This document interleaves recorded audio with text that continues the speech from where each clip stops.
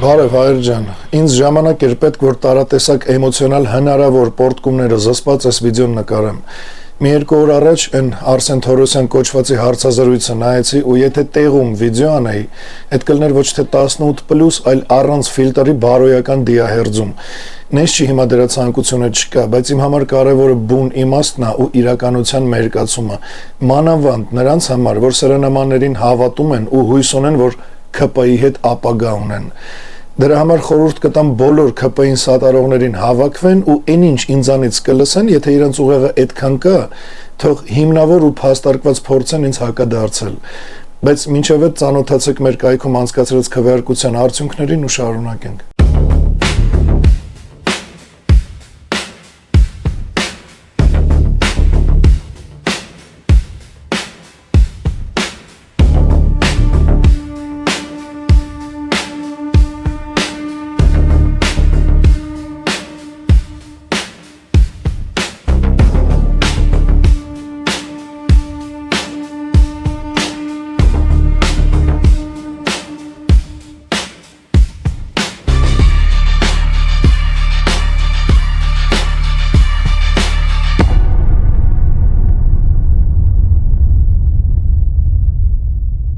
Արդյունքները տեսակ, բայց իմ համար ձայների այս եղած քանակությունը, որը մոտ 5000 ձայն է, իմ համար էս բավարար չի ու կարծում եմ ձեր համար եւս։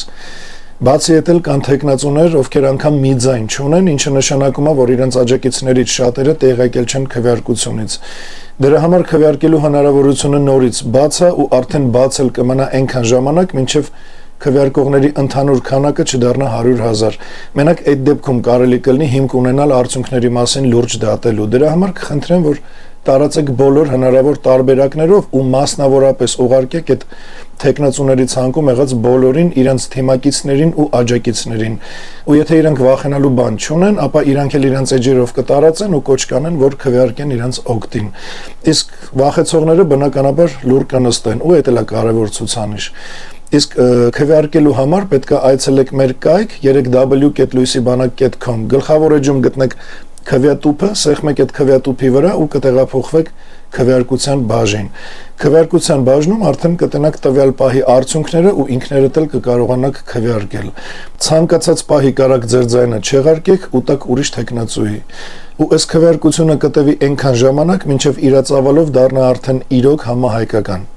Հիմա անցնենք Արսեն Թորոսյան կոչված կերպարին։ Այսօր ես խոսալու եմ ոչ թե էմոցիոնալ, այլ անխնա տրամաբանական մտքով։ Ու եթե ինչ-որ մեկի համար ես իմ խոսքը անհարմար ալնելու, ապա իմացեք, որ իմ նպատակը հենց այդ է։ Ուրեմն նայեք, այդ Արսեն Թորոսյանի այս վերջի հարցազրույցը ՀՄԿ-ի եթերում այդ մի անձի մասին վիդեո չի։ Այդ ՔՊ-ի ու ՔՊ-ին սատարողների մտածողության մոդելի մասին է։ Եթե ձեր մոտ ինտելեկտուալ ճգնաժամ չկա, ուրեմն քաղաքական համակրանքի ու բանականության սահմանը կհասկանաք։ Այս վիդեոյում մենք հատված առ հատված կվերլուծենք սրա ասած ամեն մի բառը։ Ես գիտեմ, որ շատերի համար տհաճ է սրա դեմքին նայելը ու սրան լսելը, բայց ստիպված եք, որ իրականության այս կողմն էլ պարզ դառնա բոլորիդ համար։ Մենք չենք ջղայնանալու ու քֆուր չենք տալու, այդ հեշտ է ու այդ հարցի լուծում չի։ Շատերը փորձեցին տենց քֆուրով հարց լուծել, դրա համար էլ հասանք համարյա անվերականգնելի դեգրադացիայի։ Իմ հետ դուք կսովորեք դրա հակառակը, այսինքն իրական քաղաքականությունն ու պետականամետ մտածողությունը։ Դրա համար մենք կվերլուծենք նենց, որ յուրաքանչյուր նախադասություն կամ կջարդվի իր սեփական հակասությունների տակ, կամ կբացահայտի այն, ինչը փորձում են ձեզանից թաքցնել։ Ու նորից հատուկ դիմում եմ նրանց, ովքեր այսօր դեռ պաշտպանում են ՔՊ-ին, Նիկոլին կամ նույն այդ Արսեն կոչվածին։ Տեսեք, դուք ունեք երկու տարբերակ։ Կամ այս վիդեոից հետո վերանայում եք ձեր դիրքորոշումը, կամ փորձում եք ինձ հակադարձել, բայց ոչ թե զգացմունքով, ոչ թե ձեր այդ էժան վիրավորանքներով, այլ փաստով, տրամաբանությամբ ու կառուցվածքով։ Նախապես մի հատ հարց տամ, եթե այս վիդեոյի վերջում մնաք ձեր նույն կարծիքի, որ ձեր ՔՊ-ի խոսքը ճիշտ է, ապա այդ խոսքը պաշտպանելու համար ինչի է ձեզ միշտ պետք աղմուկ։ Իսկ եթե գաք նրան, որ համոզվեք, որ ձեր այդ ՔՊ կոչվածի խոսքը սխալ է, ապա դուք ձեզ կպատասխանեք, թե ինչի է, որ մինչև իմ ասելը դրանց այդ խոսքը այդքան հեշտ անցնում էր ձեր ուղեղի ֆիլտրերի մեջով։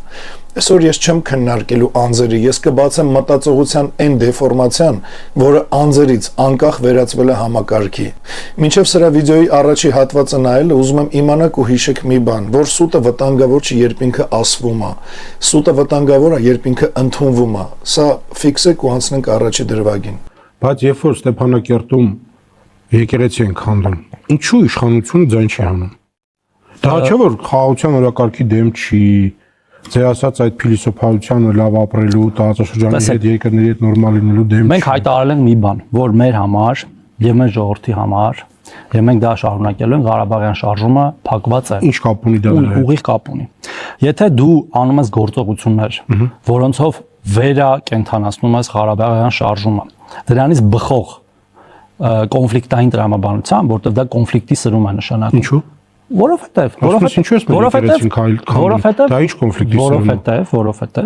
իր ինքնիշխան տարածքում նույնիսկ որևէ երկրի ինքնիշխան տարածքում Հայաստանի եկեղեցի չպետք է քանդել։ Այո, իհարկե չպետք է քանդել, բայց եթե դու կարգավորման փուլում, երբ որ ուզում ես քո հարաբերությունները նորմալացնես, այդպիսի հարց ես բերում օրակարգ, ըստ էության նաև ինչ որտեղ ներքին գործերին չմիջամտելու բանով, հա, եթե դա պատմական մշակութային ժառանգություն, դա այլ ձևով է։ Պատմական մշակութային ժառանգություն քանդել է։ Եվ ես կարծում եմ, որ այդ մշակութային եւ պատմական ժառանգության կրողները կարող են այդ հարցը բարձրացնել։ Կարող են այդ հարցը բարձրացնել, հա։ Տարբեր ՅՈՒՆԵՍԿՕ-ն է հիմնականում դրանով զբաղվում եւ ՅՈՒՆԵՍԿՕ-ում կարելի է այդ հարցը բարձրացնել։ Սրա այս ասածը քաղաքականություն չի, այլ քաղաքակրթական ինքնազոհաբերության բաց տեքստ։ Այն տիպի, որ մի հատ լսելուց հետո ասում ես կարող է ինձ թվաց, կարող է ես սխալ հասկացա, բայց չէ, այս հենց այնն է, ինչ ես գրինչը ասում է։ Ինքը իր գլխու ժողովրդի անունը շահարկելով ասում է Ղարաբաղյան շարժումը փակված է։ Ինչը դա նշանակում։ Դա նշանակում է, որ պատմությունը կարելի է վարչական որոշումով փակել, հասկանում եք,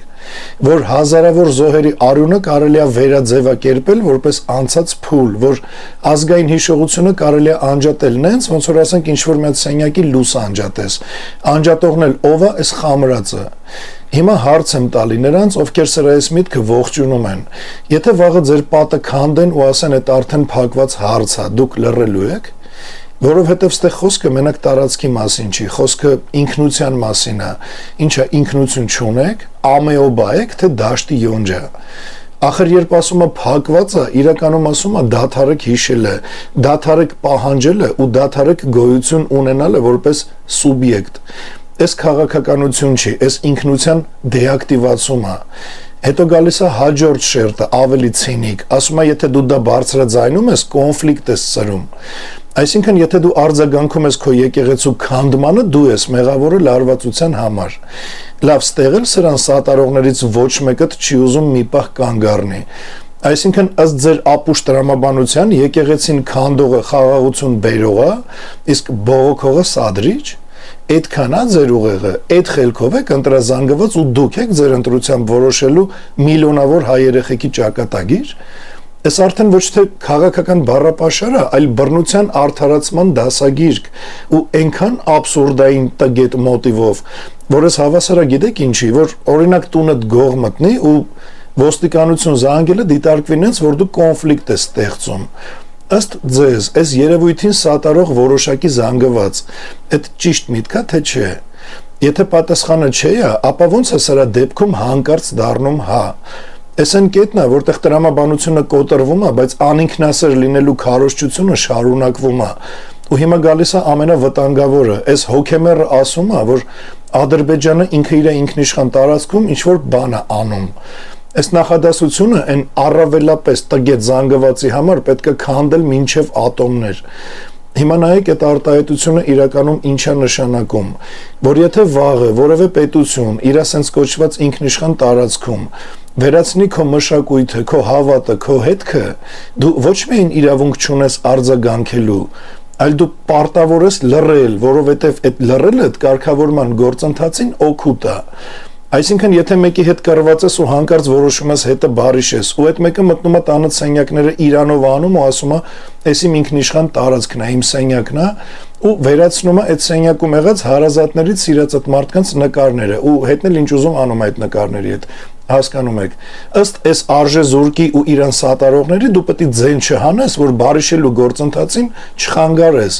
Այսինքն այս թշվառը քարոզումը, որ լինեք անինքնասեր, որ դառնաք տրապկա ու ոչ մի բան երբեք չպահանջեք, ու այս քարոզ ընդունողը, այս մտքին ծապտվողը արդյոք կարա ունենա ինքնասիրություն, արդյոք սրանք կարան իրանց երեխեքից հարգանք պահանջեն իրանց հանդեպ, իհարկե ոչ, մանավանդ եթե երեխան ի տարբերություն իրա ունի ինքնասիրություն ու խելք, ու ցավը այն է, որ հերիք չի սրանք իշխանություն են, հետնել իրանց խելքի ընտրազանգված ունեն։ Հայր ջան, դուք պատկերացնում եք այս աղետի չափսերը, թե դուք էլ պետք է ասեք մենք քաղաքականությամբ չենք զբաղվում։ Այսինքն այս վիճակը ձեզ դուր է գալի ու ամեն ինչ տենց թողում եք ինքնահոսի, էլի, հա։ Այդ դեպքում ստեղ արդեն հարց է, էլի, առաջանում, բայց ինչից եք դժգոհ։ Սրա այս դիրքորոշումը արդեն ոչ թե քաղաքական մոտեցում է, այլ մշակութային կապիտուլյացիայի իրավականացում։ Ու դուք քաղաքականությամբ զբաղվեք, թե չէ, սա ձեզ էլ է վերաբերվում։ Ու էսի հələ սրա խոսացածի մի հատվածն է։ Դրանից հետո էլ այս մռայլը փորձում է իր ասածը փապկացնի, ասում է, եթե դա պատմամշակութային ժառանգություն է, այդ արդեն այլ ձևով է։ Չէ, լուրջ, այլ ձևով, հա։ Այդ ոնց արա, թուղթ գրելով, դիմում ստորագրելով, թե հանձնաժողովի սպասելով, երբ իրականում տեղի է ունենում ոչնչացում իրական ժամանակում։ Այս նույնն է, որ հրդեհի ժամանակ կրակը հանգցնել փորձելու փոխարեն քննարկես դիմես միջազգային հրշեջ կառույցների, թե սպասես իրանք տենան, իրանց կամքով գան հանգցնեն։ Ասենք ավելի քյալ, ավելի անհեթեթ, ավելի տհաս ու տգետ բան չես կարա մոգոնես։ Այս մութը այդ հարցում չեմպիոն է։ Ու վերջապես նայեք սրա ապոգեը, ասում է թող ՅՈՒՆԵՍԿՕ-ում բարձրացնեն։ Ով բարձրացնի արա, եթե դուք եք հələ իշխանության։ Այսինքն քո եկեղեցին քանդում են, քո պատմությունը ջնջում են, քո հետքը վերացնում են, իսկ դու պետք է սպասես միջազգային բյուրոկրատիայի արձագանքին։ Այս արդեն դիվանագիտություն էլ չի, այս պատասխանատվության արտահանումը։ Այս անպատասխանատուներին եք աջակցում, հա։ Էսա ձեր իշխանության ներկայացուցիչը։ Հարց եմ տալի, եթե դուք ինքներդ չեք պաշտպանում ձեր արժեքը, ով է այդ անելու։ Կասեք մի հատ որն է աշխարհում այն միակ ժողովուրդը, որը իր ժառանգության պաշտպանությունը դնում է դրսի հույսի վրա։ Եկեք սառը ձևակերպենք, էլի, ստեղ ներկայացված է մի ամբողջական մտածողություն, մոռացի անցյալը, լռի ներկայում ու հույս դիր ուրիշների վրա ապագայում։ Այս ոչ թե խաղաղության ծրագիր է, այլ ազգի ինքնալուծարման ալգորիթմ։ Եկեղեցին քանդում են, ասում են լռի, լռում ես, ասում են համաձայն ես, ու երբ համաձայն ես, ասում են այլևս չկաս։ Ու մեկ էլ հա, չմոռանամ, հատուկ այն անընկալունակ, այն խորապես անգիտակից ու տարական տրամաբանությունից զուրկ այն արհամարելի զանգվածի համար էլ շեշտեմ, որ ոչ հարգելի յոնջի փունջ, երբ ես քննադատում եմ Նիկոլին կամ իր թիմը, այդ չի նշանակում, որ ես Քոչարյանի, Սերժի կամ Սամվել Կարապետյանի աջակից եմ։ Ու ճիշտ հակառակը, երբ ես քննադատում եմ Քոչարյանին, Սերժին կամ Սամվելին, այդ էլ իր հերթին չի նշանակում, որ ես աջակցում եմ Նիկոլին կամ ՔՊ-ին, այս հատուկ այդ ինտելեկտուալ վակուում ունեցող զանգվածի համար, նույնը նաև Արևմուտքի ու Ռուսաստանի պահով, երբ քննադատում եմ Կրեմլին, այդ չի նշանակում, որ ես արևմտամետ եմ ու հակառակը, հուսամ այդ մտավոր սահմանափակների դատարկ գլխին սա կհասնի։ Հիմա մի կարևոր հատված էլ սրա բարբաջանքից, որովհետև իր ինքնիշխան տարածքում նույնիսկ որևէ երկրի ինքնիշխան տարածքում Հայաստանի եկեղեցի չպետք է քանդեն։ Այո, իհարկե չպետք է քանդեն, բայց եթե դու կարգավորման փուլում, երբ որ ուզում ես քո հարաբերությունները նորմալացնես, այդպիսի հարց ես բերում օրակարգ, ըստ էության նաև ինչ որտեղ ներքին գործերին չմիջամտելու բանով, հա։ Եկեք սրա ասածը, այս որ ասում է ինքնիշխան տարածք է, ներքին գործերին չմիջամտելու հարցը, ընդունենք այս տրամաբանությունը որպես կանոն, ենթադրենք, ներքին գործերին չեն միջամտում։ Այդ դեպքում եկեք նայենք իրականությանը, երբ խոսքը գնում է հայկական եկեղեցու քանդման մասին, հանկարծ հիշում են ինքնիշխանություն, բայց երբ խոսքը գնում է Հայաստանի ներսի մասին, սահմանադրություն, կարգավորումներ ու պետական կառուցվածք, այդ նույն ճակերտավոր սկզբունքը անհետանում է։ Ուստեղ հարցը պարզ է, եթե ներքին գործերին չմիջամտելը սկզբունք է, ուրեմն այդ պետք է լինի համընդհանուր, եթե դա կիրառվում է մենակ մի ուղղությամբ, այդ արդեն ոչ թե սկզբունք է, այլ ընտրովի հարմարություն, փորձեմ ավելի ուղիղ ձևակերպեմ, երբ քեզ ասում են մի խառնվի, այդ իրանց ներքին հարցն է, բայց միաժամանակ արտաքին կողմից դրվում են պահանջներ փոխել քո երկրի հիմնարար փաստաթղթերը, այդ նշանակում է, որ քո համար գործում են սահմաններ, իսկ ուրիշների համար այդ սահմանները չկան։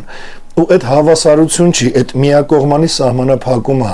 Ու գիտեք ինչի եմ սենց համբերատար բացատրում ամենապրիմիտիվը, որ ամենապրիմիտիվ ուղեղները գոնե սրանից հետո ինքնուրույն սկսեն մտածել ու հասկանան,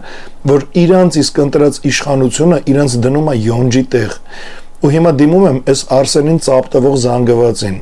Եթե դուք ընդունում եք, որ հայկական կողմը պետք է չխոսա, որտեղ այդ միջամտություն է, ապա ինչ եք անելու, երբ ձեր երկրի ներսում տեղի ունեցողին արդեն ուրիշներն են գնահատական տալու։ Ուզում եմ հասկանամ, էլի որտեղ է ձեր սահմանը, թե ձեր սահմանը հենց այնտեղ է, որտեղ ձեզ ասում են լռեք։ Այսինքն խոնարհված վախկոտների հավաքածու եք, էլի, հա։ Դրանով եք հպարտանում ու հպարտ քաղաքացու օրնշում։ Ախր այնքան անգրագետ եք ու քաղաքականապես չկարդաված, որ սրանց այս հակահայկական համակարգի մոդելը ընդունում եք որպես պետականամետ մտածողություն, բայց իրականում սրանց արածը դա սկզբունքների սելեկտիվ կիրառում է ի վնաս հայկական կողմի, որտեվ մի հատ հասարակ հարց էլի, եթե չմիջամտելը պարտադիր է մենակ Հայաստանի համար, այդ դեպքում դուք ո՞նց եք այդ համարում ու անվանում կանոն։ Ձեզ ասում են մի խառնվի, այդ իրանցն է, բայց երբ իրանք են խառնվում, ասում են այդ նորմալ է։ Դրանից հետո դուք լռում եք ու դա արդեն դառնում է կանոն։ Հիմա ասեք, արդյոք Ադրբեջանի օգտին հստակ գործողություն չի ձեր լռությունը։ Եթե չէ, փորձեք հիմնավորել, իսկ եթե չեք կարող հիմնավորեք, ուրեմն համաձայնվեք ու վերանայեք ձեր դիրքորոշումը։ Ու եթե ուզում եք համոզվեք, որ ձեր լռությունը դա ՔՊ-ի միջոցով ուղիղ Ադրբեջանի օգտին դիրքորոշում է, լսեք սրա հաջորդ դրվագը։ Մենք հայտարարել ենք մի բան, որ մեր համար եւ մեր ժողովրդի համար եւ մենք դա շարունակելու ենք, Ղարաբաղյան շարժումը փակված է եւ մեր ժողովրդի համար Ղարաբաղյան շարժումը փակված է։ Տեսակ, որ ձեր լռությունը օգտագործում են որպես իրանց հետ համաձայնություն։ Ասում եմ մեր ու մեր ժողովրդի համար Ղարաբաղյան շարժումը փակված է։ Այս արդեն կարմիր գիծ չի, այս այն պահն է, երբ գիծը ոչ թե մենակ անցնում են, այլ հայտարարում են, որ այդ գիծը երբեք գոյություն էլ չի ունեցել։ Պարզ ու վստահ ասում եմ, որ մեր ժողովրդի համար փակված է Արցախի հարցը։ Հիմա լսի այ մթություն։ Դու ով ես, որ ժողովրդի անունից վերջակետ դնես պատմության վրա, հարց, պարզ հարց, ով ես դու։ Ով է քեզ տվել այդ մանդատը ոչ թե որոշում ընդունելու, այլ փորձ անելու ջնջել հիշողությունը։ Դու հերրու քեզնից յանի քաղաքական գործիչ ես։ Քաղաքական գործիչը կարա պայմանագիր ստորագրի, այն էլ մենակ հանրակրվեով ժողովրդի թույլտվությունը կամ համաձայնությունը ստանալուց հետո, բայց պատմությունը պայմանագրեր չի ստորագրում։ Պատմությունը իմ ու իմ նման մտածող բոլոր հայերի համար փակվում է մենակ երկու դեպքում, կամ երբ մենք հաղթել ենք, կամ երբ մենք վերացել ենք, միջին տարբերակ չկա, բայց ներկա պահին մենք ոչ հաղթել ենք քո ու քո նմանների պատճառով,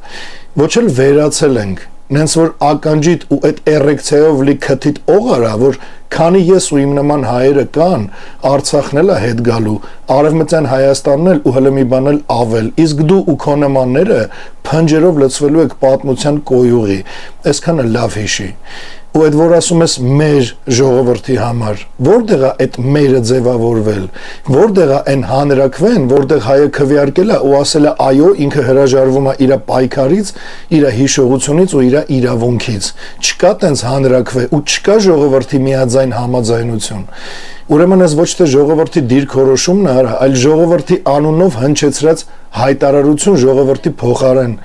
Ու այս քաղաքական սխալ չի, այս ներկայացուցչական բռնություն է։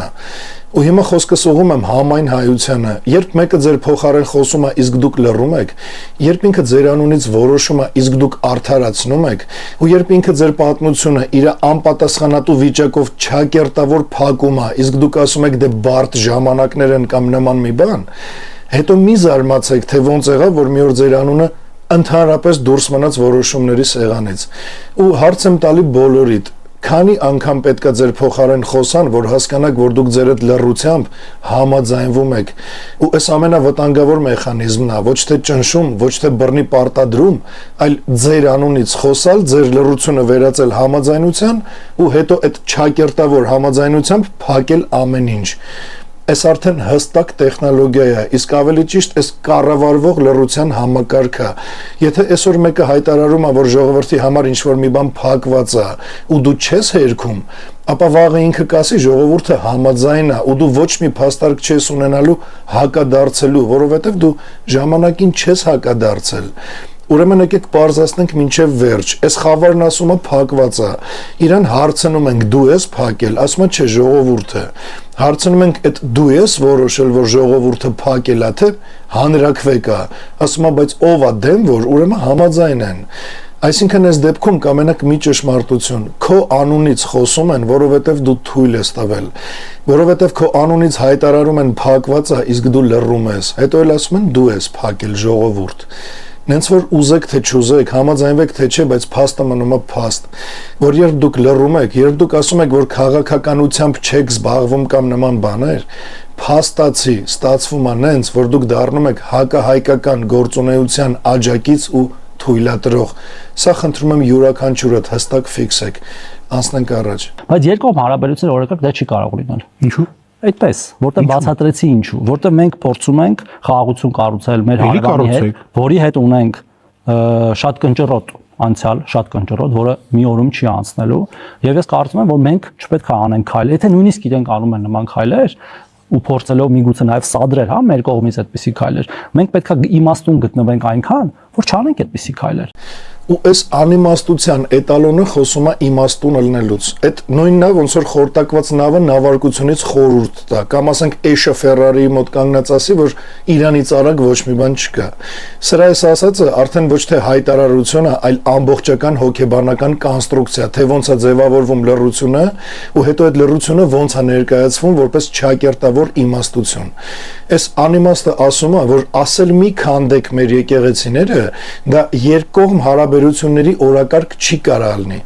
Այսինքն քո մշակութային ոչնչացումը չի մտնում քո օրակարգ։ Բա ի՞նչն է մտնում, արա, գազի գինը, ճամփեքի բացումը, թե քո ու քո նմանների մի փոր կիշկեն, հա։ Էսի տանում է նրան, որ իբր հայազգի համար սրբությունը դուրս է մղվում օրակարգից։ Իսկ դա այլ բառերով ասած ստացվում է, որ երբ քո սրբությունը հանված է օրակարգից, ուրեմն դու արդեն դուրս ես մղված որպես կողմ, դու այլևս սուբյեկտ չես։ Դու այն որ զուտ ինչ որ բանակցվող միջավայր ես։ Ու իր այս խելքով էս իր արևին սահուն ձևակերպում անում, ասում է մենք փորձում ենք խաղաղություն կառուցել։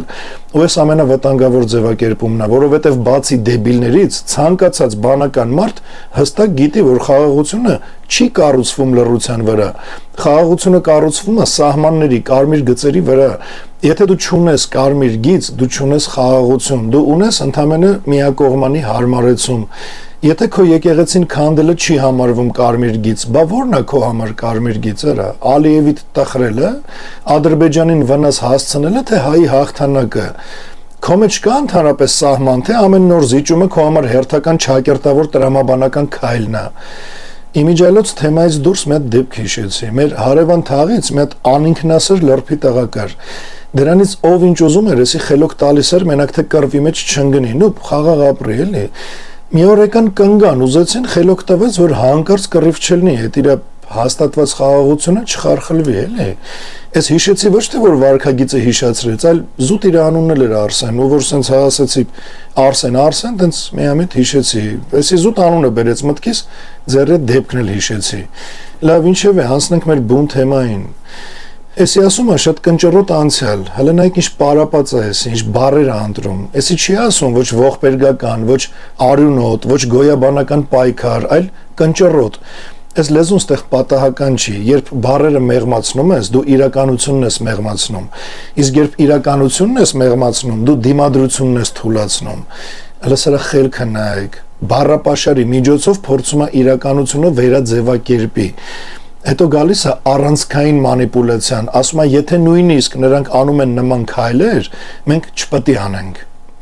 Այսինքն մի կողմը քանդում է, մյուս կողմը պարտավոր է չարձագանքի։ Այս այլևս հավասարակշռություն չի, այս ասիմետրիկ պարտավորությունը ու այդ ներկայացվում է որպես բարձրագույն իմաստություն։ Այսինքն այս ճահիճը եկեղեցու քանդումը ներկայացնում է որպես գործիք մեզ սադրելու համար ու լուծումը որն է չարձագանքել։ Այսինքն սադրանքի հաջողությունը այս անգույնը չափում է մեր հայկական կողմի լռությամբ։ ըստ էս կիսախոհի ինչքան դու լռում ես, այնքան չակերտավոր իմաստուն ես համարվում։ Հայր ջան, դուք հասկանում եք սրանց քարոզը։ Սրանք ասում են ոչ թե պաշտպանի քոնը, այլ ապացուցի, որ կարաս չպաշտպանես։ Ու այս մակերեսամիտը ասում է պետքա այնքան իմաստուն գտնվենք, որ տենց էլի։ Նայեք այս ամեն ինչի առանցքը որն է, իմաստությունը ներկայացվում է որպես ինքնազսպում, նույնիսկ ոչնչացման պայմաններում, բայց իրական իմաստությունը երբեք չի պահանջում քո հիմքերը չպաշտպանել։ Իմաստությունը սահման է դնում, իսկ թուլությունը արդարացնում է այդ իմաստության բացակայությունը։ Ուզում եմ մի հատ հարց տամ այն բոլորին, ովքեր այս անլուսավորի տափակ մտքերին ծափ են տալի։ Ասենք երբ ձեզ ասում են լռեք այդ խաղաղության համար է, դուք մտածում եք, թե առանց հասկանալու այդ միտքը ընդունում եք, կամ երբ ձեզ ասում են չարձագանքեք, դա սադրանք է, դուք հարցնում եք, իսկ ով է որոշել, որ արձագանքելը սադրանք է կամ սխալ է, ինչ որ տենց պայմանավորվածություն կամ օրենք կա, թե ինչ որ մեկն է իր էջ խելքով տենց որոշել ու հանրային քարոզ է տանում։ Կամ երբ ձեզ ասում են, որ դա օրակարգ չի, դուք հասկանում եք, որ հենց այդ պահին ձեզ են դուրս գրում օրակարգից։ Կամ ընդհանրապես դուք հասկանում եք, որ ստեղ առաջարկվում է մի հատ մոդել, ըստ որի ձեր արժեքը չի քննարկվում, ձեր արձագանքը սահմանափակվում է ու ձեր լռությունը, այսինքն նվաստացումն ու ստորացումը, ներկայացվում է որպես առաքինություն։ Ու ձեր խելքն այնքան է, որ մտածում եք, թե էսի խաղաղության ռազմավարություն է, զարթն է, կար համոթ է։ Սրանց այս ամբողջ քարոզը կառավարվող հնազանդության մեխանիզմ է։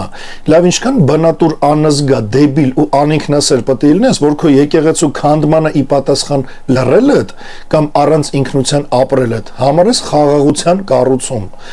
Այդ ձեր նմանների մասին, երբ ասում են, որ սրանք քնած են, ես ասում եմ, որ չէ, սրանք քնած չեն, սրանք նարկոզի տակ են, թմրացրել են ու մասնատում են, ոչ զգում են, ոչ էլ արձագանքում են, կմասնատեն, բա ինչ կանեն։ Գիտեք, չէ՞ նարկոզը հայերեն ոնց է։ Այս սրա մտքերի հետ մերվողներիդ նարկոզել են։ Այդ նարկոզելը թարգմանեք հայերեն, ավելի իրական պատկերը կտենաք։ Հիմա լսեք, հետո ինչ է ասում ես թմրացնող մոմիկը։ Եվ ես չեմ հասկանում նորից այդ մոտիվը, հա, ասենք արեցինք,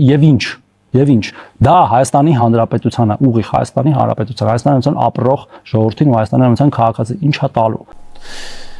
Փորձեմ նույնությամբ շարունակել առանց էմոցիաների։ Այս արդեն զուտ անտարբերություն չի։ Սրա ես ասածը ձևակերպված, կառուցված, հաշվարկված մտածողություն է, որտեղ արժեքը չափվում է մենակ այն պահին, երբ դա տալիս է անմիջական հաշվարկվող շահ։ Էդի տենց։ Հետո այս մութը ասում է, ասենք ասեցինք ու ինչ։ Այսինքն եթե քո եկեղեցին պաշտպանելու խոսքը չի տալի անմիջական, նյութական արդյունք, ուրեմն այդ անիմաստ է։ Արա էլի այդ մեր կողքի Արսենին հիշեցի, ասում եմ կարող է դրականիկը հարուստ չէր, դրա համար տվեց հարևանին։ Լավ ինչևէ, բուն թեմայից չշեղվելով մի հատ հարց տամ։ Ինչի համար են պետությունները ընդհանրապես գոյություն ունենում։ Մենակ փողի համար, մենակ անվտանգության համար, թե նաև նրա համար, որ պաշտպանեն այն, ինչը չի չափվում թվերով կամ փողով։ Հասարակ հարց, որը ուղղված է բոլորին։ Այդ որ ասում է դա Հայաստանի Հանրապետությանը ինչ է տալու։ Հələ եկեք այս հարցը շուռ տանք։ Իսկ ինչ է տալի այն, որ դու չես արձագանքում։ Ինչ է տալի այն, որ դու լռում ես։ Ինչ է տալի այն, որ դու ընդունում ես, որ քո մշակույթը կարա ոչնչացվի առանց որևէ հակադարձի։ Այս հարցերին կպատասխանեք։ Երբ արժեքը դադարում է պաշտպանվել, ինքը դադարում է արժեք լինելուց։ Ու սրա ես ասածը ոչ թե տնտեսական մտածողությունը, այլ քաղաքակրթական դեգրադացիայի ֆորմուլա, որտեղ ամեն ինչ հարց է, ինչ կտա ինձ հիմա։ Բայց պետությունը չի կառուցվում հիմայի վրա, այդ տգետ զանգված։ Պետությունը կառուցվում է այն բանի վրա, թե ինչը երբեք չպետք է կորցնես։ Ու եթե դու սկսում ես չափել նույնիսկ քո սրբությունները, օգուտ կտա թե չէ հարցադրումով, ուրեմն դու արդեն անցել ես այն կետը, որտեղ պետությունը վերածվում է մաքուր կառավարչական տարածքի առանց հոգու։ Ոստեղ հիմա ամենակարևոր շերտը, էսի իր այդ խոսքում սահմանում է շրջանակ, այն որ ասում է ուղիղ Հայաստանի Հանրապետությանը, այսինքն այն ինչը տեղի է ունենում Հայաստանից դուրս, սրանց համար չի մտնում ուղիղ շահի մեջ։ Այս արհեստական կտրումը ազգային ամբողջականությունից, քեզ ասում են տես մենակ այն ինչը ստեղ է, մնացածը թող այլ հարթակներին։ Բայց հարց եմ տալի, երբ քո պատմությունը քանդվում է չակերտավոր դրսում, այդ ներսում քեզ չի ձևավորում, կամ երբ քո ժառանգությունը ջնջվում է, այդ քո ինքնության վրա չի ազդում, Եթե ազդում է, ուրեմն այդ ուղիղը կեղծ սահման է, իսկ եթե չի ազդում, ուրեմն դու հայ չես։ Ու այս մտածողությամբ խավարամիտ կույտի պատճառով է, որ այսօր ենք, այն որ մտածում են դե հայոց լեզուն էլ որ սկսեն սահմանափակել, հա այդ ինչ կտա ուղիղ ինձ, դե մեր հայկական խորհրդանիշերն էլ որ սկսեն վերացնել, հա էդի մեկը իմ առօրյան չի փոխում, դե մեր պատմությունն էլ որ վերաշարադրեն, հա այդ էլ միջազգային հարաբերություններին չի խանգարում, ու սենց մտածողները նայում են մենակ իրենց գրպանին ու սառնարանին, փող ունենան, կիշկեն տեղը պահեն ու թքած պատմության վրա էլ, արժեքների վրա էլ, խորհրդանիշերն էլ, սրբություններն էլ, այդ ամեն ինչը հեչ, կիշկեն տեղը լինի, կիշկեն, ու ինչ, սենց մտածող ամեոբաներին ես պետք է համարեմ հայ, կամ մարդ, ով ունի արժեք սրբություն կամ ինքնասիրություն, սրանց մի փոր հաց տաս, կարաս գլխներին էլ տաս, սրանց նմանների համար արժեքը գնահատվում է մենակ անմիջական օգտակարությամբ, այն ինչը փողով կամ ուտելիքով չափելի չի, այդ սրանց արժե համակարգից դուրս է, այսինքն սրանք ախորժակից բացի ամեն ինչ կորցրած կիսամեռ են, էլի, ու սրանց ոչ թե պետություն է պետք, այլ ֆունկցիոնալ տարածք առանց հոգեբանական ու մշակութային հիմքի։ Մի հատ անինքնասիրության աստիճանը պատկերացրեք, էլի, որ սրբությունը պաշտպանելը իրենց ոչ մի բան չի տալի։ Լավ, բայց սրանք ի՞նչն են պատրաստ պաշտպանելու, մենակ ստամոքսը։ Լավ հիշեք, երբ սկսում եք ինչ կտա ինձ հարցով, վերջում ավարտում եք ոչ մի բան չունեմ պատասխանով։ Եկեք ստապ նայենք իրերին եւ եկեք նայենք թե ինչա մեզ պետք հիմա մեր հարևանների հետ հարաբերությունները նորմալացնելու տեսանկյունից խաղաղության գործընթացը հարատև դարձնելու տեսանկյունից, որը այսօր հաստատված է։ Այս հարցազրույցի մեջ այս մի անգամը չի, որ ասում է խաղաղությունը հաստատված է։ Բայց խաղաղությունը հաստատված հասկանալ եւ այդ հաստատված խաղաղությունը կասկածի տակ չդնենք։ Նույնիսկ խաղաղության գործընթացը հարատև դարձնելու տեսանկյունից, որը այսօր հաստատված է։ Որը այսօր հաստատված է։ Որը այսօր հաստատված է։ Արա, բա որ տենց վստահ ես, որ խաղաղությունը հաստատված է, այն որ շուշուտ կրկնում ես, որ չմոռանաս։ Բա որ հաստատված է խաղաղությունը, բա ոնց ես թույլ տալի այն միտքը, որ իրանք կարող է սադրեն։ Եթե նույնիսկ իրենք անում են նման քայլեր, ու փորձելով միգուցե նաև սադրել, հա, մեր կողմից այդպիսի քայլեր, մենք պետքա իմաստուն գտնվենք այնքան, որ չանենք այդպիսի քայլեր։ Այս արդեն զուտ հակասություն չի, այս ինքնախափանման բաց դասագիրքը արտասանված ուղիղ եթերում։ Ասում է եկեք սթափնանք իրերին, խաղաղությունը հաստատված է։ Հաստատված նշանակում է ամրագրված, երաշխավորված, կայացած, անշրջելի տրամաբանություն ունեցող վիճակ, բայց նայեք այս նույն երևույթի հաջորդ մտքին, ասում է նրանք կարող է սադրեն։ Արա այ մթության լակեի, եթե խաղաղությունը հաստատված է, ինչ հնարավոր սադրանքից ես խոսում։ Այդ ոնց է տենց հաստատված խաղաղություն։ Երբ խաղաղությունը հաստատված է, սադրանքի մասին անգամ խոսք պետք է չլինի։ Իսկ եթե սադրանքը հնարավոր է, ուրեմն խաղաղությունը հաստատված չի։ Դու գոնե հասկանում ես ընտրություններից առաջ Նիկոլիտ ինչ տիպի փուռը տվիր։ Ու հիմա դիմում եմ բոլոր նրանց, այն որ անհասկանալ մենակ կրկնում են Նիկոլի շնորհիվ մենք ունենք հաստատված խաղաղություն։ Երբ ձեզ ասում են խաղաղությունը հաստատված է, դուք գոնե ինքներդ ձեզ հարցնում եք ինչի հիման վրա։ Երբ նույն մարդը նույն շնչով ասում է կարող է սադրեն, դուք գոնե նկատում եք հակասությունը, թե ուղեղներդ անջատած անցնում եք առաջ։ Քանի տարի ու քանի անգամ պետք է նույն խոսքում հակասություն լսեք, որ հասկանաք, որ ձեզ ոչ թե ինչ-որ բան են բացատրում, այլ էշի տեղ դնելով ձեզ օգտագործում են։ Գիտեք, սրանք իրար մեջ չեն խոսում, որ արխային մեկը լիքը էշ կա, փալանելն են գնանք առաջ։ Էկրանով ձեր սրտիկ են ցույց տալի, ասում են ձեզ սիրում ենք, էկրանից ընկում վրներդ ղժում են։ Չնայած եթե եկեղեցու քանդման հետ մերվելը ձեր համար վիրավորական չի, սրանց ձեր վրա ղժալախի պետք է վիրավորական լինի, չէ՞։ Այ չէի մտածել այդ բանը։ Մի հատ հիշացնեմ ձեզ ոնց են սիրում ու շարունակենք։ Նախնական առաջի եւ երկրորդ փուլի հետազոտությունները վատասանյութերը 3 փուլով են հետազոտում, շատ քիչ թվով անձանց վրա, հետո մոտ 100, հետո տասնյակ հազարների, որն իրականում ոչ թե հոգատարություն էր քաղաքացիների մասին, այլ Հայաստանը լաբորատոր փորձադաշտի վերածման փորձ։ Եվ այդ process-ը մի քանի փուլերից է կազմված, որը իր մեջ ընդհանրում է կլինիկական փորձարկումները։ Ես կարծում եմ, որ մեր նման երկրները պետք է ներդրում ունենան եւ մասնակցեն հենց այդ կլինիկական փորձարկումների փուլին։ Խաղաղությունը հաստատված է, այս թեզա, կարող է սադրեն, այս հակաթեզա։ Ու այս երկուսը միասին համադրելը ստեղծում է մի բան՝ կեղծ կայունության պատրանք։ Ձեզ ասում են ամեն ինչ վերահսկելի է, բայց միաժամանակ զգուշացնում են, որ ամեն ինչ կարա խախտվի։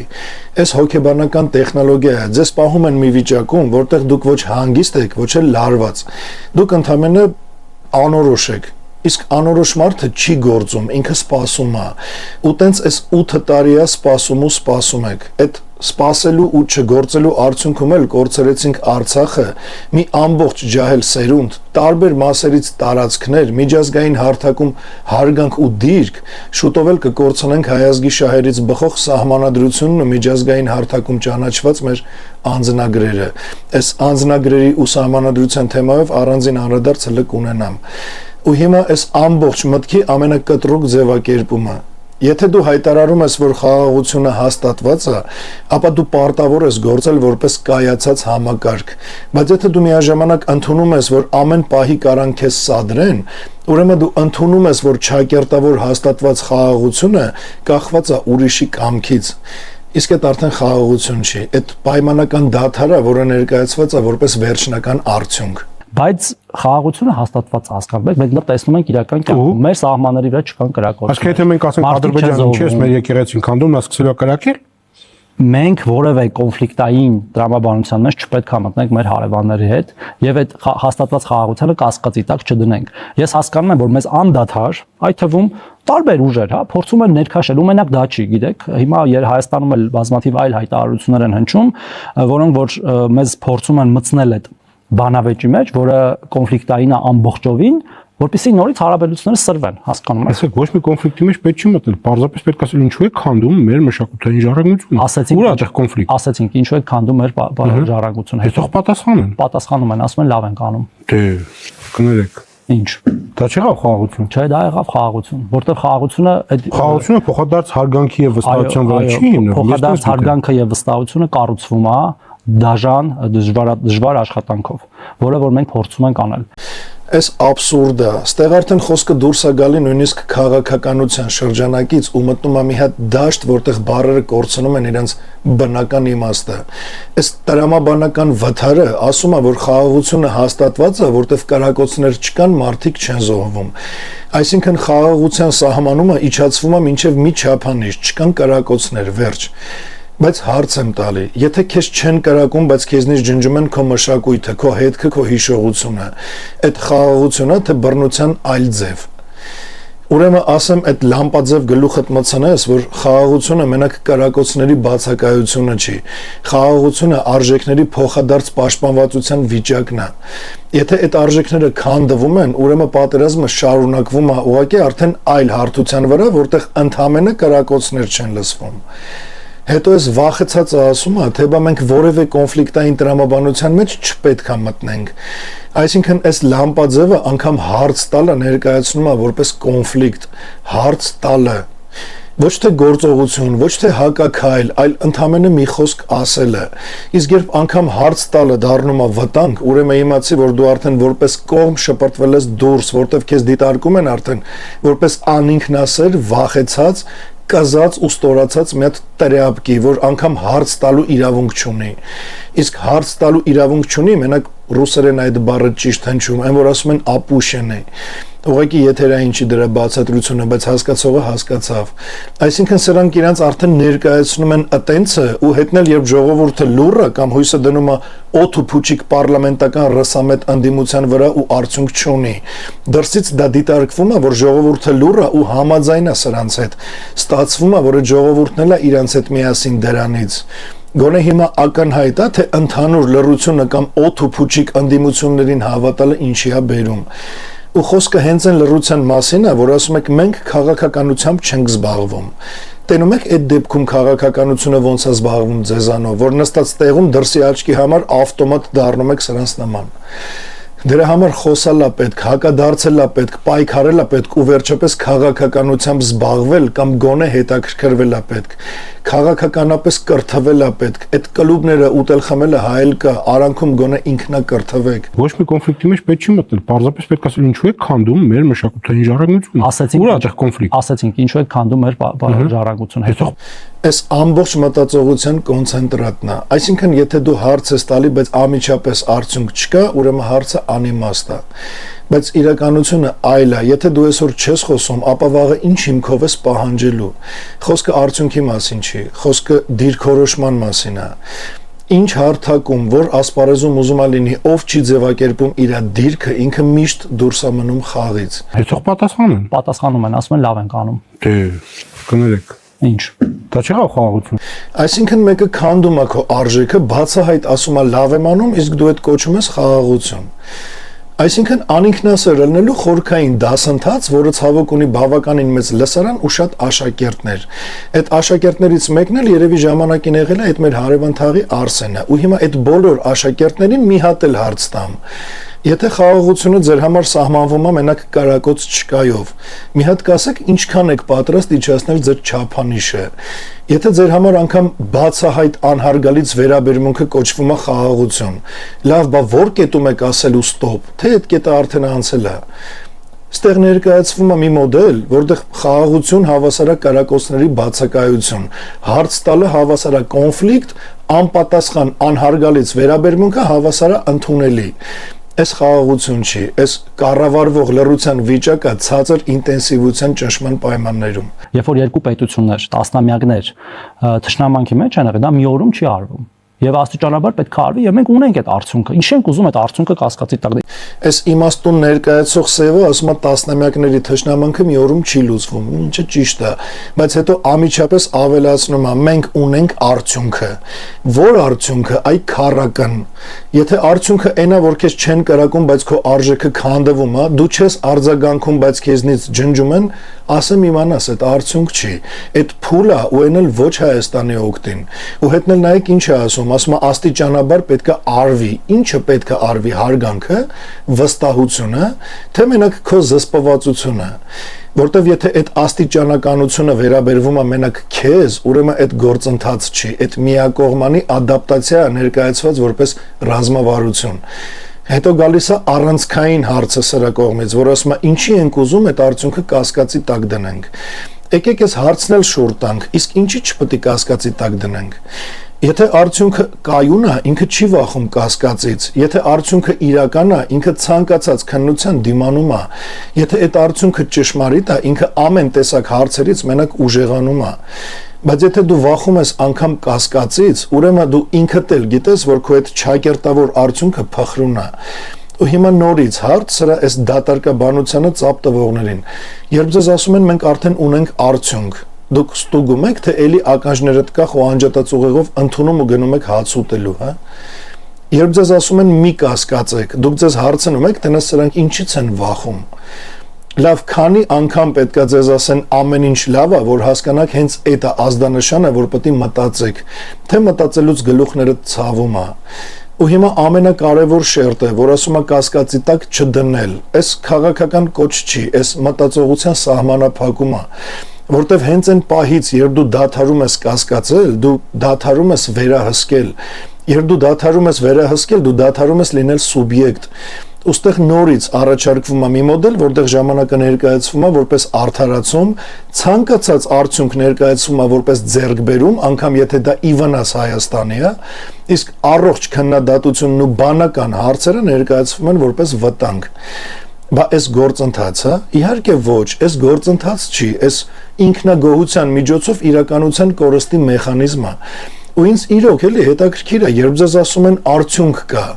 բայց դուք տենում եք, որ կա արժեքների ոտնահարում, սա դրանքի վտանգ ու կորուստ։ Դուք որին եք հավատում, ձեր տեսածին, թե անհիմն ու անպատասխանատու հանրային տուֆտազեկույցներին։ Այն որ անկեղծ զուտ հետաքրքիր է, էլի, այսինքն եթե մի հատ բիտով տան գլխիդ, բայց ասեն, որ շոյում են քեզ, դու կհավատաս, որ դա իրոք սիրո արտահայտում էր, բա դա եղավ ապրել։ Ինչ ենք ուզում պարտադիր մտնել մի այնպիսի դաշտ, հա, որը փոշիացնելու է մեր ձեռբերած արդյունքը։ Մենք ունենք օգտվում ենք արդեն իրենց եկաթուղիներից, շուտով կլինի տրիպի մեկնարկը։ Մենք ինչ ենք ուզում ուրիշ տեղ գնանք, էլի մեր խոսակցությունը։ Այս արդեն խաղաղություն բառի տակ թաքնված ամենապարզ, բայց ամենավտանգավոր փոխանակման բանաձևն է։ Ինքնություն լոգիստիկայի դիմաց։ Այս թյուրամիտը ասում է ինչի ենք ուզում մտնել մի դաշտ, որը փոշիացնելու է մեր ձեռք բերած արդյունքը։ Առաջի հարցը, որ արդյունքը, եթե այդ ճակերտավոր արդյունքը չափվում է նրանով, որ դու կարող ես անցնես ինչ-որ երկաթուղով, բայց միաժամանակ կորցնում ես քո արժեքի պաշտպանությունը, ուրեմն այ մթագնաց, դա արդյունք չի, դա գործարքը առանց հաշվե կշռի։ Հետո գալիս է սրա բառերի կույտի կոնկրետացումը, ասում ենք օգտվում ենք ադրբեջանցիների երկաթուղիներից։ Նայեք, երկաթուղի, տրանսպորտային գիծ, շարժում A-կետից B-կետ, ուսաներկայացվում է որպես հակակշիռ մշակույթի, հիշողության ու ինքնության հարցին։ Ու նորից հարց սրանց ապտվողներին, ձեր շարժվելու հնարավորությունը,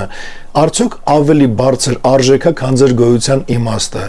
Եթե հա, ուրեմն դուք կոնկրետ այդ զանգվածը ոչ թե ազգ եք, այլ ուղակի շարժվող բեռ, առանց արժեքի, առանց ողնաշարի ու առանց գոյություն ունենալու պատճառի։ Ուրեմն դուք ինքներդ ձեզ վերացրել եք, ձեզանից մնացել է մենակ ֆունկցիա, ոչ թե էություն։ Եթե ձեր համար ձեր անիմաստ կամ ստամոքսի խաթր տեղաշարժը ազգային արժեքներից բարձր է, ուրեմն դուք ազգ չեք, դուք ծառայություն եք, որը կարելի է օգտագործել ու մոռանալ։ Ու այս ձեզ անհարմար, բայց անհերքելի փաստերի պատճառով է, որ ձեր այդ ամբողջ օրդան ինձ տանել չի կարում, բայց ես այսքան ասում եմ, որ զարթնեք, ոչ թե վիրավորվեք։ Դրա համար է, որ ձեր վարած խոսակցություններից չեք ուզում շեղվեք ու չեք ուզում ուրիշ խոսակցություններ լսեք, չեք ուզում խոսակցությունը այլ տեղ տանեք, այսինքն ուզում եք, որ միշտ խոսակցությունը մնա այն դաշտում, որտեղ ձեզ հարմար է, որտեղ չկան ցավոտ հարցեր, չկա պահանջ ու չկա սահման։ Այս դիվանագիտություն չի, այս օրակարգի սահմանափակումը հարմարավետության շրջանակում։ Այս մի հատ պարզ սխեմա է, որտեղ արժեքը փոխարինվում է ենթակառուցվածքով, ինքնությունը փոխարինվում է շարժունակությամբ, իսկ պահանջը փոխարինվում է հարմարավետությամբ։ Այս զարգացում չի, այս կոնցեպտուալ նահանջը փաթեթավորված տնտեսական լեզվով։ Արդյունքը գիտեք որն է ալնելու։ Տեսեք, ձեզ տալիս են ճանապարհ, ասում են առաջընթացը։ Դուք չեք էլ հարցնում ինչի դիմաց է այդ ճանապարհը։ Ու քանի որ հարցեր չունեք, ձեզնից վերցնում են նաև ձեր ինքնությունը ու ասում են այդ հեչ, այդ մանրուքա։ Ու այս տեմպերով գոյատևելու եք այնքան, մինչև մի օր հասկանաք, որ այլևս դուք էլ չկաք։ Մեզ տանում են այնտեղ։ Չէ, մենք ենք մեզ, մենք չպետք է թույլ տանք, որ մեզ տանեն այնտեղ, հասկանում եք։ Իրանք կարան շատ բան անեն իրանց տարածքում, մենք չպետք է մեզ թույլ տանք տարվել այդ ամեն ինչով։ Եվ այս բանավեճը այս ներքին, հա, որտեղ մեզ են հա մեղադրում, այսքան իրանց չեն մեղադրում, որ օրինակ Ադրբեջանի իշխանություններին նույն այդ մարդիկ չեն մեղադրում, ինչու են քանդում հայկական եկեղեցին, մեզ են մեղադրում, թե ինչու են քանդում հայկական եկեղեցին, դա մի մեծ տենց հիբրիդային պատերազմի մի փոքր մասն է, երբ որ փորձում են իրական օրակարգերը փոխարինել մտածածին կամ մտածածին մոտ օրակարգերով, որպեսզի մեզ շեղեն այդ խաղաղության հիմնական գծից։ Այդ է խնդրեմը, հասկանում եք։ Մեր ինքնիշխանության պետականության գծից։ Արա կարող է էսի մեր հարևան թաղի Արսենն է։ Տեսեք ինչ է ասում։ Վերցնում է իրականությունը, շուռ է տալի ու ներկայացնում է նենց իբր հենց դիմադրությունն է շեղում, ոչ թե ոչնչացումը։ Այս հավանաբար մեր կողքի թաղի երբեմնի բնակիչը ասում է, որ Ադրբեջանը կարա իր տարածքում շատ բան անի։ Իրավական իմաստով հա, բայց քաղաքակրթական իմաստով չէ, որովհետև մշակութային ժառանգությունը տարածքային սեփականություն չի, այդ քաղաքակրթական հիշողություն է։ Հետո ասում եմ մեզ են մեղադրում, ոչ թե նրանց։ Արա ձեզ մեղադրում են ոչ թե նրա համար, ինչ ադրբեջանցիները անում են, այլ նրա համար, ինչը դուք չեք անում, ինչի արդյունքում էլ ադրբեջանցիները անում են այն, ինչ անում են։ Այս տարական տարբերությունը, որ այս իմաստուն ելնելուց խոսացողը չի հասկանում։ Ու եթե չի հասկանում, եթե այս չի տարբերակում, ուրեմն այդ կամ մտավոր անկարողությունն է, կամ կա գիտակցված շեղում։ Ու հիմա ամենավտանգավոր թեզը, այս Աստվածամերժը ասում է հայկական եկեղեցին հիբրիդային պատերազմի փոքր մասն է։ Այսինքն քո եկեղեցին, քո մշակույթը ու քո հիշողությունը դառնում են գործիք քեզ շեղելու համար։ Այսինքն եթե քո սրբությունը ներկայացվում է որպես շեղում, որպես շեղող հանգամանք, արաբա իրական օրակարգը ինչի վրա է կառուցված։ Այն բանի վրա, որտեղ դու չես մտածում քո հիմքերի մասին, այս արդեն արժեքների հանցավոր ապա բեռնավորում է ռազմավարական պատճառաբանությամբ։ Ասում է ուզում են շեղել խաղաղության հիմնական գծից։ Հələ եթե քո հիմնական գիծը այնքան փխրուն է, որ մի եկեղեցու հիմնավոր ու բարոյական հարցը կարա դրանից շեղի, ուրեմն այդ գիծ չի, այդ մի հատ թեթև քամուց կտրվող թել է, որի վրա կախված է քո այդ ամբողջ կեղծ խաղաղությունը։ Մեկ էլ այդ որ ասում է ուզում են շեղեն մեր ինքնիշխանության ու պետականության գծից։ Այս արդեն պիկն է։ Մշակույթի պաշտպանությունը ներկայացվում է որպես սպառնալիք պետականությանը։ Այս հակադարձում է իրականությանը, որովհետև իրականում պետականությունը գոյություն ունի հենց նրա համար, որ պաշտպանի այդ մշակույթը։ Եթե պետությունը սկսում է ասել այդ մեզ շեղում է, այդ նշանակում է մի բան, որ պետությունը ինքը իրան կտրում է իր հիմքից։ Այսինքն ստացվում է, որ սրանց ծապ տվողներին, երբ ասում են, որ իրանց սրբությունները երկրորդական է, սրանք խելոք ընդունում են։ Երբ ասում են, որ այս հիբրիդային պատերազմը, սրանք չեն էլ հարցնում, բա իրականը որն է։ Սրանց համոզում են, որ իրանց հիմքերը կարևոր չեն, սրանք էլ համոզվում են, ու հենց սրանք էլ մեր ընտրազանգվածն են, այսինքն հենց սրանք են որոշում մեր բոլորիս ու մեր երեխեքի ճակատագիրը։ Հիմա հասկանալի է, թե ինչի համար պետք է բոյկոտվեն ընտրությունները։ Այդ բոյկոտելու ձևն էլ էս քանի օրը կասեմ, դրան էլ ձև կա։ Թե չէ նորից տարիներով շարունակաբար այս ամեն ինչի ականատեսն են կլնելու, թե ոնց է ներկայացվում մի մոդել, որտեղ իրական ցավը ներկայացվում է որպես շեղում, չարձագանքելը ներկայացվում է որպես կայունություն, իսկ մշակույթը իջացվում է ռազմավարական գործիքի մակարդակի, ու որ ամենավատն է, ականատես են կլնելու նաև նրան, թե մի զգալի զանգված ոնց է ուղեղը անջատած այդ մոդելը ընդունում։ Այս պաշտպանություն կամ խաղաղություն չի, այս ինքնության աստիճանական դուրսգրումը ռացիոնալության անվան տակ։ Ուստեղ հայր ջան, իրականում այն պահն է, երբ խոսքը պետք է դուրս գա վերլուծությունից ու դառնա ընտրություն։ Եկեք մի բան հստակ արձանագրենք, այն ինչ դուք նոր լսեցիք, պարզապես մի քաղաքական գործ չի, անհաջող ձևակերպումներ չեն։ Այդ այսօրվա համակարգի ամբողջական մտածողությունն է, մտածողություն, որտեղ քո արժեքը երկրորդական է, քո արձագանքը վտանգ է, քո լռությունն էլ առաքինություն։ Ու հիմա հարցը այլևս իրենց մասին չի, հարցը ձեր մասին է, ձեզանից յուրաքանչյուրի։ Ուղիղ մի տարի առաջ, երբ մենք փողոցում էինք, ոչ թե սոցցանցերում, ոչ թե մեկնաբանություններում, այլ իրականում փողոցում, օր ու գիշեր, ամսով, մենք սպասում էինք ձեզ, ուր էիք։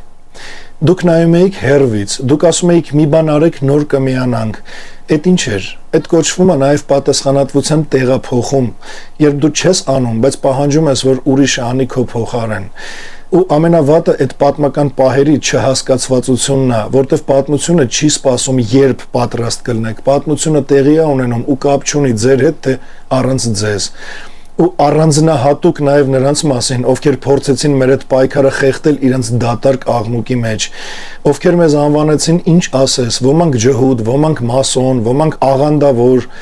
մյուսները թե բա սրանք սրա նախագիծն են, նրա նախագիծն են։ Այս լրիվ, այս սրանք ովքեր տենց որակավորումներ էին տալի ու տալիս են մինչև հիմա, դրանք լրիվ էլ ադրբեջանական ինցեստի արդյունք են, որտեվ իրական հայը առանց փաստի, մենակ ենթադրություններով ու ելնելով իր տգիտությունից չի կարա հանրային պիտակավորում տա նրան, ով ոչ մի հակահայկական կամ ապազգային թեզ չունի ու ամեն ինչի պատրաստ է հանուն իր ազգի ու իր հայրենիքի ու ինչը տարիներով ապացուցել է։ Ու այդ վիժվածքները իրանց այդ շառանելով մեզ զրպարտելով հասան այն աստիճանի, որ իրական քաղաքական պայքարը փոխարինեցին անհեթեթ ցածրորակ պիտակներով։ Այդ ինչ է, այդ ինտելեկտուալ սնանկության ցուցիչ է, որ ամեն մի նախանձող պոռնիկի ծնունդ իր պարտքն է համարում դուրս գա ու մեր հասցեին ինչ շառասես անի։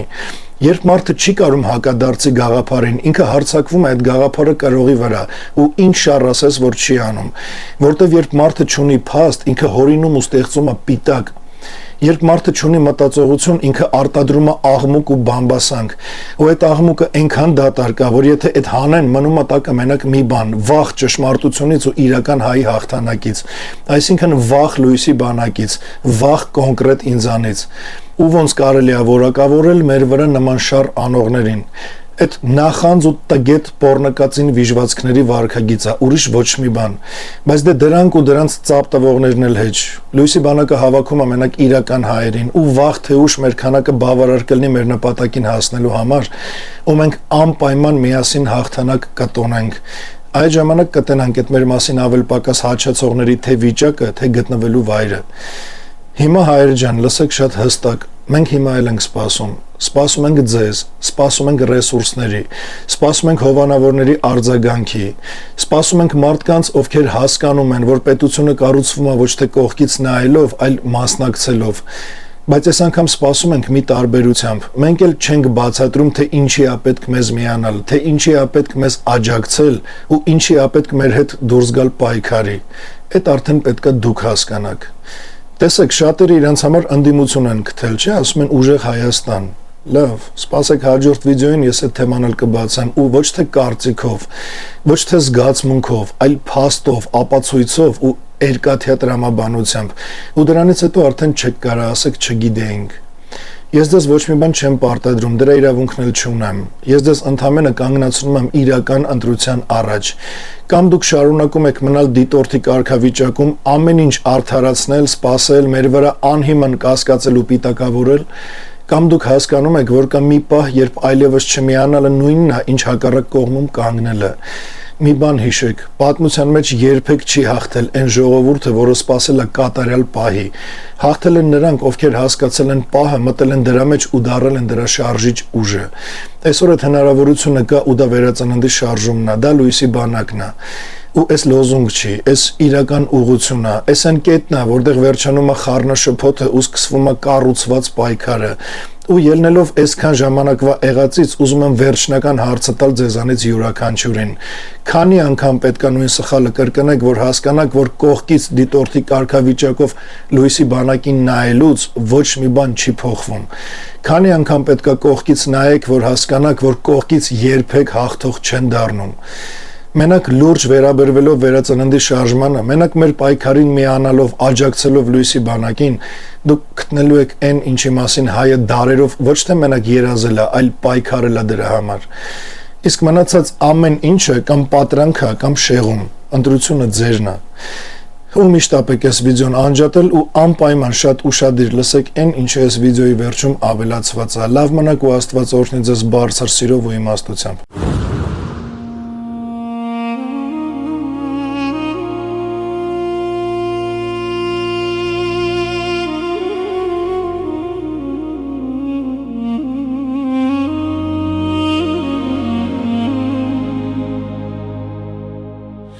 Ով դու հայոց, դու ծնվել ես ժամանակից առաջ, դու քայլել ես ուղիղ, երբ մյուսները շեղվել են ձախ ու աջ, դու ես միշտ եղել կանգնած ամենամոտը Աստծուն, դու կայիր, երբ դեռ պատմությունը չուներ անգամ անուն, դու կայիր, երբ դեռ քարներ խոսում, երբ լեռներն էին քո շունչը հիշում, դու ես առաջինը ստեղծել, արարել սրբությունը քո պահել ու եղել ես լույսը մշուշում։ Քո արյուն դու պահել ես աշխարհում քեզ տրված հողն ու քո պատիվը, բայց քեզ մի օր խաբեցին ու շրջեցին քո պատմության անիվը։ Քո ձեռքով են կառուցվել արժեքներ, որոնք նույնիսկ ժամանակը չի համարձակվել փշրել։ Քո կերտած մեծ պատմությունն է, որ նույնիսկ դարել անց աշխարհն է հիշել, բայց այսօր դու կանգնած ես քո լռության մեջ կուրացած, շփոթված ու վախեցած, ինչ եղավ քեզ հայացք, որ դարձել ես դու այսքան մոլորված։ Կանգար հայացք և մի պահ գտիր այն կարճ, բայց կարևոր ժամանակը, որ ականջ դնես ու լսես, թե ինչ է քեզ ասում քո լույսի բանակը։ Լսիր ոչ թե հակահայերից քեզ հասնող մեր մասին բամբասանքն ու զրպարտանքը, այլ լսիր մեր գաղափարը, առաջարկը, արթնությունն ու նպատակը։ Խաբկանքների մեջ փաթաթված սպասում ես հրաշքների, որոնք երբեք չեն գալու։ Կանգար, հայազգ, մի պահ լռիր և լսիր ոչ թե աղմուկը, այլ իմաստը։ Իմացիր լույսի բանակի նպատակը, որը դեռ շնչում է քո փրկությամբ։ Դարեր անց կանգնիր այն շարքերում, ուր կհաղթես քո պատմությամբ։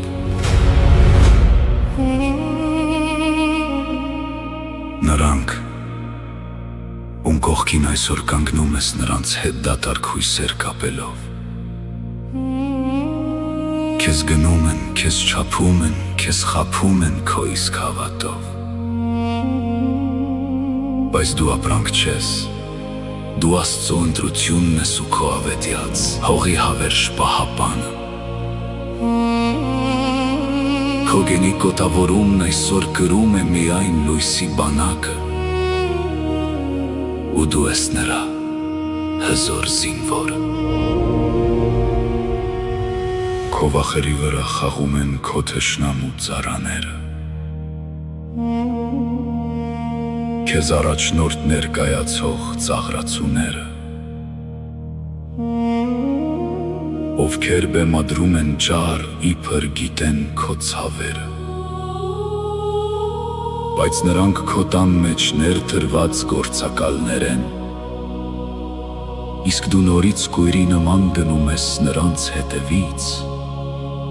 ու տուժում են քո երեխաներն ու ծնողները։ Ստատվիր և կրկնիր մեզ հետ։